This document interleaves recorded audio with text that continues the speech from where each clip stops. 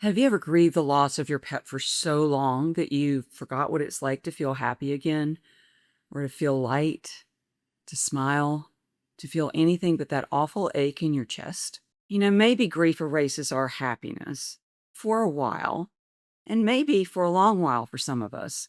But do you know what it can't erase? What it does not have the power to touch.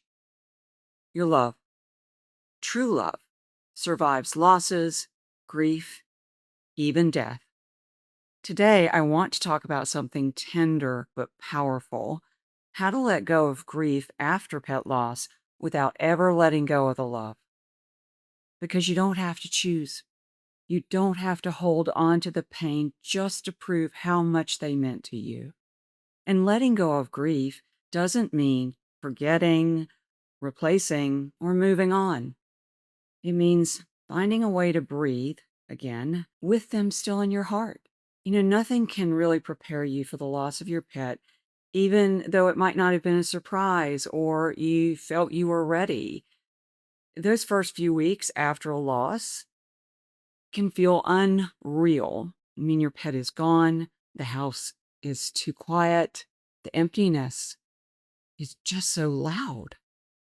Your heart aches for just one more day, one more touch, one more moment. What once was will no longer be again. And that's the finality of death. And that's what I call soul shock. And then grief arrives. Heavy, slow, numbing. It moves into your body, into your breath, into your everyday life. And while grief is natural and necessary as part of our process, it can kind of become a home, a painful one we were never meant to live in, but we don't know how to leave.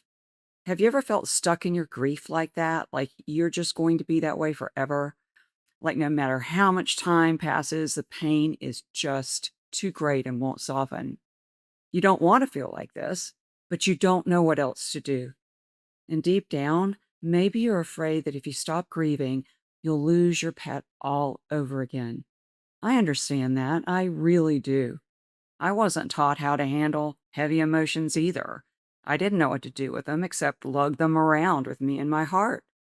I learned by stumbling and searching and slowly, very slowly healing, reading every book and looking for someone who could explain why it hurt so much. But do you know who ultimately taught me how to let go? The animals. In particular, a dog named Snoopy. Not only was she abandoned once, but after she got adopted, the couple started fighting and separated, and poor Snoopy was put outside and tied to a tree. And then she ended back in the shelter.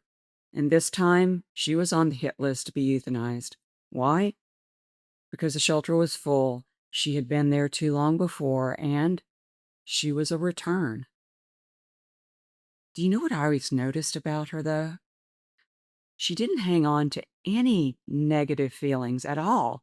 On the contrary, her tail never stopped wagging. And even over the course of her life, when she lost both eyes, she navigated life's challenges with beauty and grace. And her sight actually got better. She saw what all the others couldn't. But that's another story I'll have to share with you sometime. She was a master at flowing with life instead of fighting against it. Animals were and still are my greatest teachers.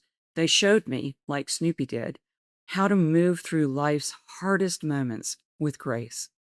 I watched as they carried deep stories, some with trauma, abandonment, and true heartbreak. And yet, they did not cling to the pain like we do. And moreover, they didn't define themselves by what happened like we do. They felt it, they expressed it, and then they let it go. Animals taught me that grief isn't something to conquer.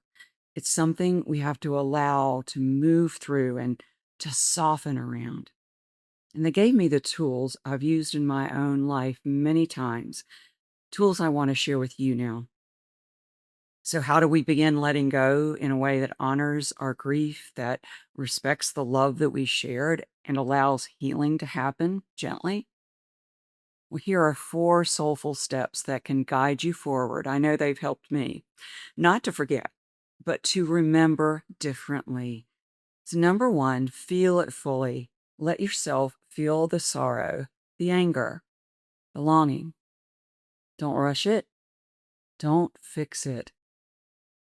And don't bypass it. Grief is love with nowhere to go. So give it somewhere to go. Your journal, your tears, your prayers, a memory spoken aloud. The pain has a story to tell. And when you listen, it starts to loosen its grip. So step 2, accept what is.